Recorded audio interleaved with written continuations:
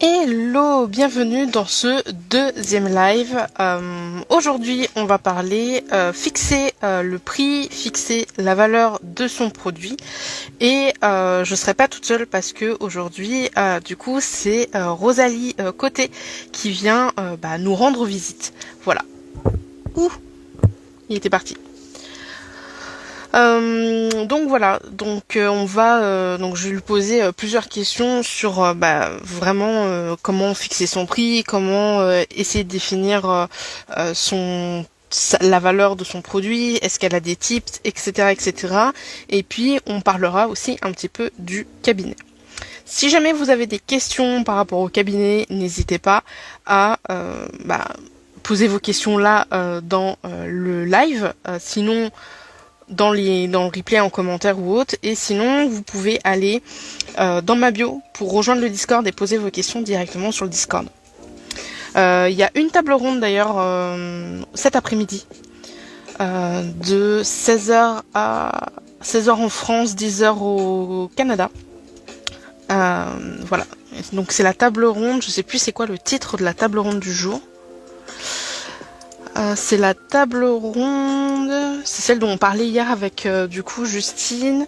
Générer plus de ventes et prendre soin de sa clientèle comme une pro. Coucou Vanessa. Donc voilà. Donc j'ai lancé un peu le live en avance, donc voilà. Vraiment, si vous avez des questions, n'hésitez pas. N'hésitez surtout pas. Rosalie, elle m'a dit qu'elle serait un petit peu en retard aujourd'hui. Je crois qu'il me semble, si je dis pas de bêtises. Oui. Donc c'est pas voilà. Je vais animer. Je vais animer. Alors, je vais baisser un peu la musique.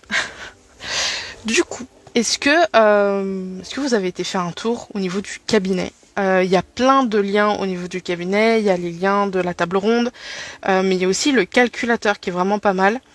En gros, le calculateur du cabinet, ça permet de faire déjà la petite sélection, de faire une petite présélection des produits qui vous intéressent et de voir la valeur réelle des produits du cabinet, combien ça coûterait en fait de les prendre en dehors du bundle du cabinet des curiosités. Après, faut savoir que il y a 30% des produits à peu près du cabinet qui sont vraiment spécifiques au cabinet. C'est-à-dire qu'on les retrouve pas ailleurs. C'est pas le cas pour moi pour l'arcane. Dans mon cas, l'arcane, il n'est pas exclusif au cabinet. Je propose l'arcane en dehors du cabinet aussi, mais du coup, il fait partie du cabinet là jusqu'au 26. Voilà, voilà. Que dire d'autre? Que dire d'autre? Ah non, c'est pas Rosalie. C'est Maude. C'était pour le live de Maude. Coucou Rosalie. Alors, j'espère qu'aujourd'hui ça va fonctionner. Parce qu'hier, alors, normalement je t'ai accepté. Est-ce que ça va marcher? Telle est la question. J'ai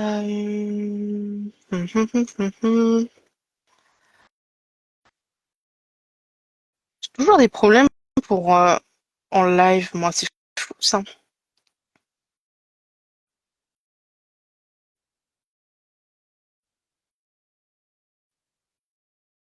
Ah, l'invitation a disparu.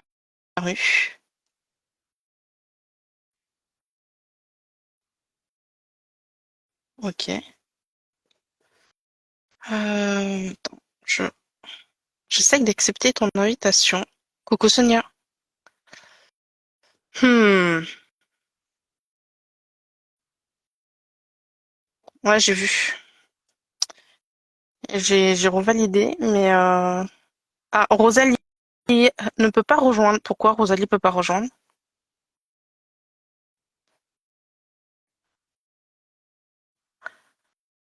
Hop. Et si c'est moi qui t'invite, est-ce que ça marche mieux dans ce sens-là? C'est Ça toujours, marche mieux dans ce sens-là. c'est toujours au moment où ils disent ne peut pas rejoindre que je peux rejoindre. Aussi, j'ai eu le même problème avec Justine, tu sais, de Asana. Genre, elle pouvait pas rejoindre. Et une fois qu'elle a rejoint, genre, je la voyais pas. Genre, il y avait que Ah, moi, mais elle me voyait. Du coup, j'étais en mode genre, C'est Mais pas grave. je te vois, tu m'entends, tout semble Oui, aller. Cool, oui, cool. Bon nickel. matin. J'allais dire bon matin, mais toi, c'est pas le matin. Non, moi, il est 15 heures. Oh, quand même. Donc, Pas mal en fin de journée pour toi. mais bon, je pense que je ferai certainement une petite sieste parce que moi, je me couche très très tard. Donc, du coup, et je me suis couchée, t'es quoi, 3 heures du matin en France? Donc, chez vous, ouais, Probablement qu'on s'est je couché suis en un... même temps. Oui, ça va sinon? Ça va super bien. Je suis contente d'être là, puis je suis contente que ça fonctionne bien. Ok. Toi, Est-ce que comment tu peux vas-tu? te présenter? Oui, ok, excuse-moi, j'allais te demander comment ça allait aller dans le lancement. Est-ce que tu tiens le Ah coup? oui, oui, je tiens un coup. Je suis un peu, alors, je suis un peu mitigée, c'est-à-dire que je suis vraiment en mode genre, waouh, je vois, genre, je crois que peut-être pas 10 minutes non plus, mais régulièrement, je vois un mail, genre, quelqu'un s'inscrit à mon petit produit, donc je suis là en mode genre, waouh, autant de gens, beaucoup de pression, est-ce que ça va aller, etc. Et d'un autre côté, je suis un peu déçue parce que pour le moment, j'ai fait 0 vente, mais je me dis, hier, c'était le premier jour, il y a 10 jours, ça va bien se passer, Faut tu vois, donc, laisser le temps, exactement. c'est Ça ça. va être à suivre, mais effectivement, les gens, ils savaient pas c'était quoi. Fait qu'il faut laisser quand même le temps aux gens de découvrir le, le bundle. Puis c'est sûr que ben, ils vont prendre le temps d'analyser, voir est-ce qu'ils en ont vraiment besoin, ce qui est une bonne chose, on va se le dire. Oui. Mais je comprends la déception. Probablement que si ça avait été mon cas aussi, j'aurais été déçue. Donc, c'est ça. Gros câlin à distance. Merci. Donc, tu me disais que tu allais me demander de me présenter. C'est Oui, ça? pour ceux qui te Oui. connaissent pas, ouais, c'est ça. Donc, on dirait que j'ai toujours de la difficulté avec cette question-là parce que j'ai de la misère à me positionner précisément dans quelque chose. Je dirais stratège en pricing de valeur. Donc, quelqu'un Mhm. qui veut arrêter de charger à l'heure, qui veut augmenter ses prix. Mais moi, je vais aider la personne à se rendre là, mais j'utilise mes compétences en copywriting parce que moi, j'ai une formation en copywriting, fait que d'écriture persuasive. Puis ces compétences-là m'aident justement à aider la personne à se positionner, mais ça va aussi Mhm. plus large que ça au niveau de son positionnement d'entreprise, au niveau de comment est-ce qu'on va aller chercher des clients, la stratégie, tout ça. Donc, c'est ce que je dirais. Ok. En vrai, de vrai, alors avant le bundle, je te connaissais vraiment de très loin, mais je m'étais jamais vraiment intéressée à ce que tu proposais, tu vois. Et j'ai vu ton petit produit, tu vois. Donc, et je vais commencer à le prendre en main. Enfin, on parlera du petit produit à la fin, mais énorme, vraiment trop trop bien. Donc, du Merci! coup, j'en Puis profite. je suis tellement contente parce que je vois plein de gens, moi aussi, aller le chercher, mettre la main dessus, puis je me dis, si c'est juste de donner l'idée d'améliorer l'offre de service, Mm, d'améliorer la façon qu'on présente notre prix, notre offre, c'est ben, ça ça. sera ça de gagner. Donc c'est sûr que ça me fait vraiment plaisir de voir ça. Du coup, est-ce que tu pourrais me définir un petit peu c'est quoi le pricing de valeur et Oui, pourquoi est-ce que ça a de l'importance? pricing de valeur, ça va être de charger en fonction de la valeur perçue du client. Et pourquoi ça a de l'importance? Puis quand je dis pricer, c'est comme fixer son prix. C'est que on a souvent le réflexe d'essayer de charger en fonction de ce que ça nous coûte, nous, plus une marge. Donc, surtout en termes de service. Bon, combien de temps est-ce que ça va me prendre? Je vais me mettre une petite marge.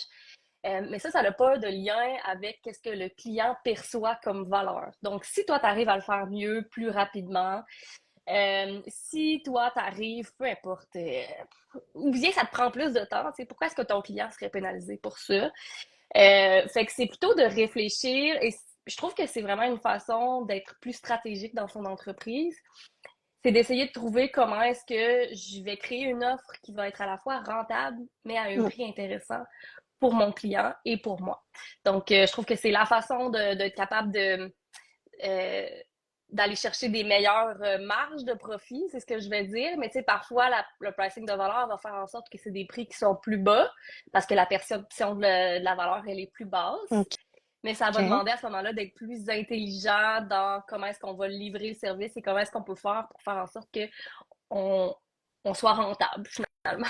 C'est ça, ouais. Peut-être baisser son implication entre guillemets euh, directement, Exactement. si Dans le on design baisse que. du service ou de l'offre, comment est-ce qu'on peut faire en sorte pour livrer la promesse, mais sans faire en sorte qu'on passe 50 heures dessus.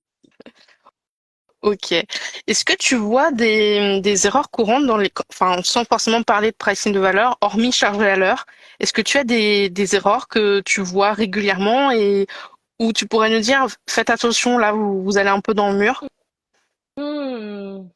Ben, je pense que j'irais avec l'idée en fait, de croire que faut calculer le nombre de temps, puis après ça, se laisser une marge.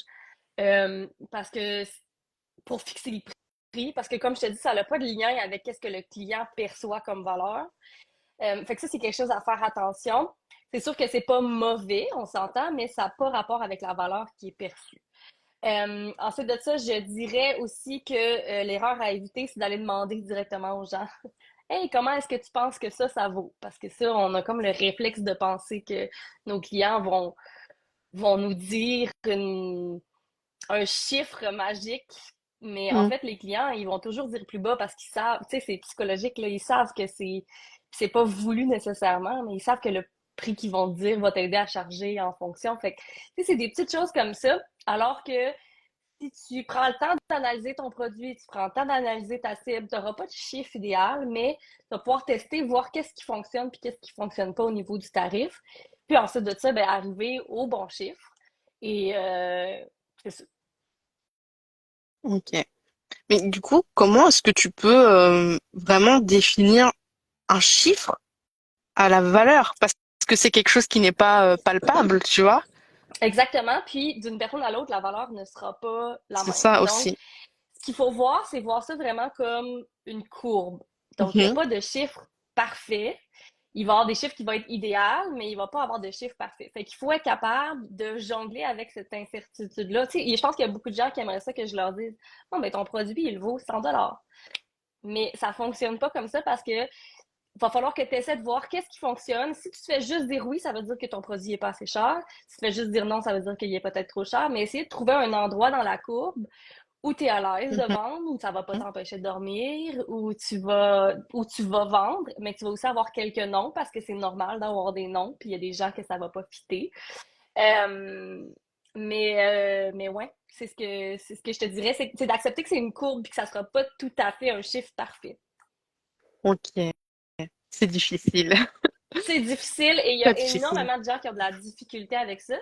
Ce que je te dirais, c'est que les gens qui ont passé, par exemple, d'un forfait à 1000 $, à un forfait de 5000 $, ils sont pas arrivés du jour au lendemain. Ils ont commencé, ils se sont rendus compte que ça vendait bien, ils ont été augmenter leurs tarifs, ils ont fait des tests, ils Mm. ont ajusté leur offre pour amener des résultats, ils ont été chercher des études de cas. Donc, c'est mobile, un prix. C'est élastique, qu'on va dire aussi. Fait que, tu sais, il y a des moments où justement, la situation économique va dire aussi, ben là, les gens ils ont moins d'argent, fait qu'ils vont peut-être pas voir la valeur pour quelque chose de plus gros. Fait que comment est-ce qu'on peut s'ajuster à ça? Puis je pense qu'en tant qu'entrepreneur, notre travail, c'est d'aussi être capable de s'ajuster puis de voir qu'est-ce qui fonctionne pas. Fait que ça fait partie de ça. Mm. D'accepter cette incertitude-là, il n'y a pas de chiffre parfait, ça permet aussi d'être plus capable de bouger puis de s'adapter puis d'offrir quelque chose de différent qui nous ressemble. Ok. Mais du coup, est-ce que tu as des... Parce que une fois qu'on a, on va dire, compris la valeur qu'on apporte au client, qu'on a à peu près défini une plage de tarifs, comment est-ce que dans notre communication, on peut mettre noir sur blanc, bah, du coup, cette valeur, comment est-ce qu'on peut faire ressentir cette valeur-là à la personne en face? Et c'est là que moi, j'adore utiliser les outils en copywriting. Puis là, je dis copywriting. Moi, j'utilise des offres de services parce que je travaille principalement avec des gens qui offrent des services et qui, justement, sont un petit peu à la phase de test, comme on parlait tantôt, là, de Mhm. tarifs. Donc, de créer une offre de service qui ne sera pas écrite sur un site Internet, ça t'engage beaucoup moins au niveau du tarif. Donc, ça te permet justement de tester, de voir qu'est-ce que tu vas inclure dans ton offre. Et cette offre de service-là, ben, elle est copyrightée. Donc, on va parler un petit peu au client de c'est quoi sa situation, qu'est-ce qu'il veut atteindre, c'est quoi la solution, puis pourquoi est-ce que c'est la bonne solution, pourquoi est-ce qu'on est la bonne personne pour répondre à ce problème-là. Puis là, ça n'a pas besoin de faire 15 pages, mais c'est des petits arguments qu'on va présenter qui va faire en sorte que une fois qu'on présente le prix, au lieu de présenter une facture avec voici toutes les choses que je vais faire, ben c'est voici qu'est-ce que ça va t'apporter et ainsi que le tarif. Donc, c'est beaucoup plus facile pour ton client de se projeter. Ok. Et t'as déjà eu des, enfin, je suppose que oui, du coup, mais des transformations où la personne, elle t'arrivait par exemple à l'heure ou à un tarif vraiment bas, et après avoir travaillé sur justement sa valeur, genre, elle a décroché des ventes, mais beaucoup, 2 fois plus grandes, par exemple? Oui, tout à fait. Ça m'est arrivé beaucoup avec des offres de services, des personnes qui justement disaient, ben je sais que je veux faire une tarification à la valeur, mais je sais pas comment m'y prendre, comment est-ce que je fais cette transition-là, comment est-ce que je présente ça à mes clients. Puis je les ai aidés à travers ça. J'ai des gens qui avaient des tarifs justement à l'heure et qui maintenant, ben, le tarif est beaucoup plus élevé, mais ils obtiennent quand même des oui. Mais c'est parce qu'ils ont ajusté leur façon de vente. Ils ont appris à comprendre les bons arguments, à les présenter, à les mettre de l'avant, puis justement à être à l'aise avec le chiffre aussi, parce que ça fait partie du défi. C'est ça. Donc en fait, il y a une grande partie, ouais, écriture. Enfin, je sais pas, c'est pas vraiment écriture, mais persuasion Ouais. plutôt. Ok, ok.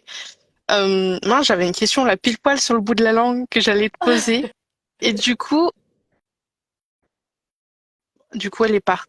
C'est pas grave. Je la Ça prendrai. m'arrive tout le temps. Et des fois, je l'ai, je suis là en mode genre, attends que la personne ait fini de parler avant de mettre ta question, et après, du coup, je l'ai Ouais, mais plus. c'est Mais sûr c'est pas que, grave. tu sais, moi, je vais beaucoup de l'avant avec le copywriting d'offres de Mhm, services, mais tu sais, ça peut être mis sur une page de vente, ça peut être dans des arguments mhm, de vente. Puis, un peu comme le brio, le gabarit que je propose dans le bundle, il va avoir les arguments, il va avoir la structure que je propose pour l'offre de service, mais si tu n'utilises pas un modèle d'offre de service, ça peut être d'une autre façon. Je pense qu'il faut juste commencer à être un peu plus à l'aise avec voici ce que je dois présenter. Puis si je présente pas la valeur, le client verra pas la valeur. Donc c'est notre travail de se responsabiliser à ce niveau-là. mhm. Ok, j'ai retrouvé ma question. Oui? Merci beaucoup. Quand on parlait de brio, du coup, est-ce que tu penses qu'on peut utiliser, par exemple, l'IA, genre ChatGPT, Claude, peu importe, pour nous aider Oui. à justement, ok. Est-ce que Oui. tu penses qu'il y a une façon de faire où on peut y aller en En mode fait, YOLO? ben c'est sûr que ça peut être YOLO si tu aimes être YOLO dans la vie, mais Mhm. moi, ce que je propose dans le gabarit, c'est des prompts pour GPT. Je l'ai créé pour GPT à la base, mais ça peut s'utiliser avec Ok. l'IA, là, avec Claude ou avec d'autres. Et tu sais, je suis pas une programmeuse tech Mm. IA. J'ai vraiment été avec des prompts, avec des mots troués que tu peux remplacer pour parler de ton offre, pour parler de ton client idéal, pour parler de toutes ces choses-là. Et je le vois vraiment comme, bon, après ça, l'IA va te générer 4 exemples que tu pourrais utiliser. T'en choisis un que tu préfères, tu l'améliores avec l'IA, ainsi de suite. Fait que, tu sais, je donne ça dans le gabarit. Puis c'est ça, au début, j'étais bien mal à l'aise d'offrir ça parce que je trouvais pas que j'étais une personne qui était super tech, mais ça fonctionne vraiment bien. Puis les gens Mm. qui ont de la misère à juste partir, à commencer à écrire, ben au moins ça leur donne des pistes, puis on l'améliore, puis on en fait une belle offre de service qu'on est fier. Ok. Est-ce que tu peux nous parler un petit peu plus de ton petit produit, du coup, Brio, qui est Oui, disponible dans le cabinet? exactement. Ben, justement, Brio, il va avoir, je vais dire 4 parties. Ouais. Donc, moi, j'ai appelé ça Brio, mais au début, on disait que c'était des brioffres. Fait on est parti avec la thématique de la cuisine pour le plaisir.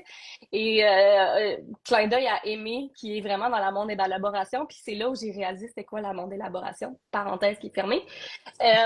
Et donc, bon, c'est ça, on est parti avec ça, mais je trouve que le parallèle avec la cuisine se fait bien parce que ce que je dis, c'est que Brio, c'est une recette pour faire une offre de service, mais je te donne pas les ingrédients. Donc, les ingrédients, c'est toi qu'il faut qu'ils les aillent.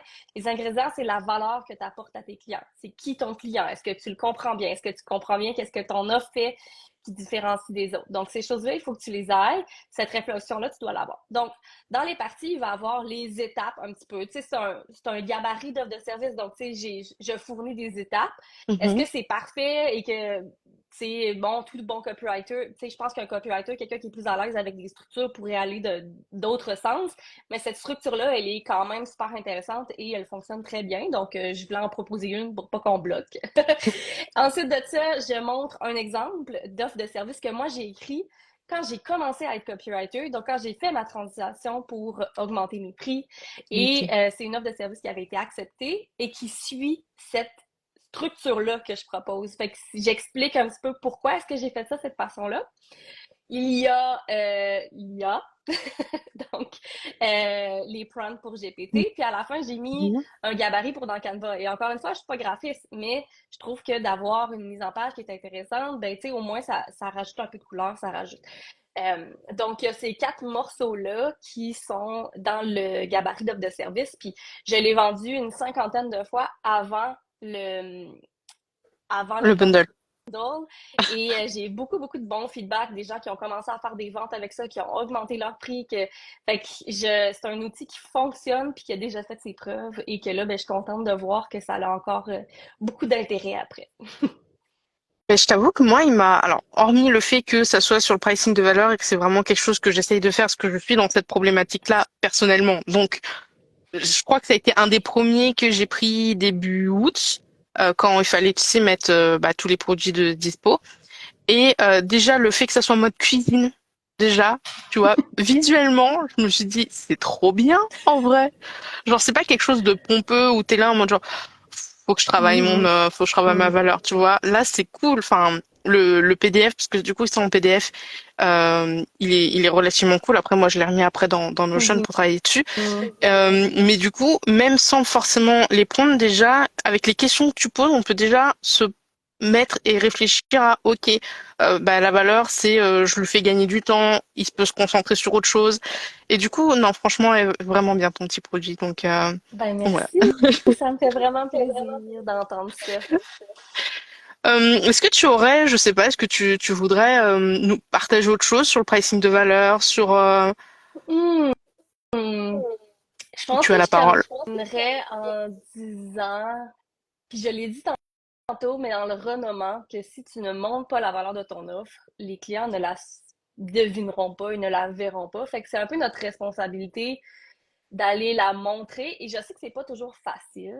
Mm. C'est parfois très insécurisant parce que c'est nous, puis la plupart d'entre nous offront des services et on va trouver ça difficile de mettre de l'avant la valeur. On se dit, ben pour nous, c'est facile, fait que pourquoi est-ce que je chargerais plus cher, etc.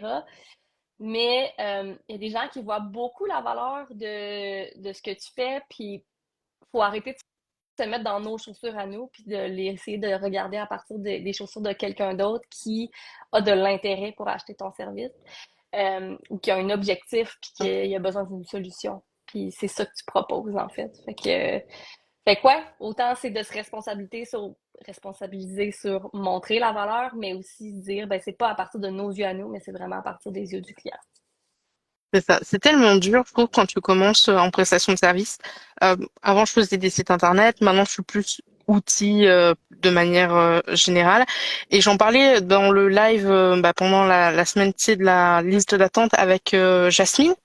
Oui. Euh, que, bah, en fait, quand je me suis mis en mode outil, j'ai eu du mal à proposer des tarifs parce que, genre, intégrer une vingtaine d'emails dans MailerLite, pour moi, genre de mon ressenti, tu vois, c'est pas, ça passe pas, ça ne casse pas trois pattes à un canard, entre guillemets, c'est du copier-coller. Donc j'étais là, pourquoi est-ce que je facturais, tu vois, enfin des milliers, des cents peut-être pas, mais et du coup ça a été très compliqué. Et du coup Justine, enfin pas Justine, Jasmine, pardon, elle disait quelque chose de très très intéressant, c'est que oui, effectivement pour moi, parce que j'ai l'habitude, mais pour la personne, elle va gagner du temps, elle va pouvoir faire autre chose derrière et potentiellement vendre derrière et du coup gagner de l'argent pendant que toi tu fais un truc relou. Enfin, Mhm, du exactement. coup, Puis la personne ne sait peut-être pas comment le faire, va peut-être c'est ça, passer beaucoup de temps à regarder. C'est peut-être que ça l'écœure.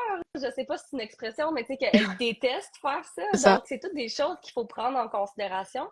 Puis Mm. plus on est capable d'être spécifique avec notre client, plus on est capable de pointer quelque chose de spécifique, puis d'aller apporter une solution à ça, plus il va voir la valeur. Parce que si on n'est pas assez concret, qu'on est trop général, qu'on dit ben tu vas gagner confiance en toi, mais qu'on ait confiance en soi, c'est super large. Ben, c'est plus tu vas être concret, plus tu vas réussir à aller augmenter la valeur perçue de ton offre. C'est ça. En fait, c'est juste une façon de présenter son offre, finalement. Nous, on le sait parce qu'on est dedans, mais quelqu'un qui sait pas, tu vois, c'est comme gagner du temps. Ok, c'est très bien de gagner du temps, mais pourquoi faire, quoi? Genre, Ouais, voilà. Ok, exactement. Voilà, tu as tout compris. ok. Ben écoute, merci beaucoup pour d'être venu, d'avoir partagé tout ça. C'était trop cool. Merci à Pour ceux toi. qui Avec plaisir. Pour ceux qui regardent en là maintenant et ceux qui regarderont en replay, si jamais vous voulez rejoindre le cabinet ou les tables rondes, n'hésitez pas à aller soit sur le profil de Rosalie si vous voulez la soutenir, soit sur mon profil à moi sur Instagram si vous voulez me soutenir. Et le replay sera disponible du coup sur YouTube et Insta et il sera envoyé par mail aussi. Donc voilà, je mettrai tous les liens. Et si vous avez des questions, n'hésitez pas. Merci beaucoup, Rosalie. Merci tellement. J'ai beaucoup apprécié venir discuter avec toi. Puis, je m'en vais à la table ronde à 10 heures. Donc, peut-être qu'on va se croiser. Oui, oui, oui, j'ai bloqué toutes les tables rondes. Je vais essayer d'aller à toutes les tables rondes parce que ça m'intrigue et à la mienne du coup, enfin là où je suis mis. Donc ouais, très certainement on va se recroiser puis on est dans le Discord donc Cool. voilà. Ben, à bientôt. À Merci. bientôt, salut.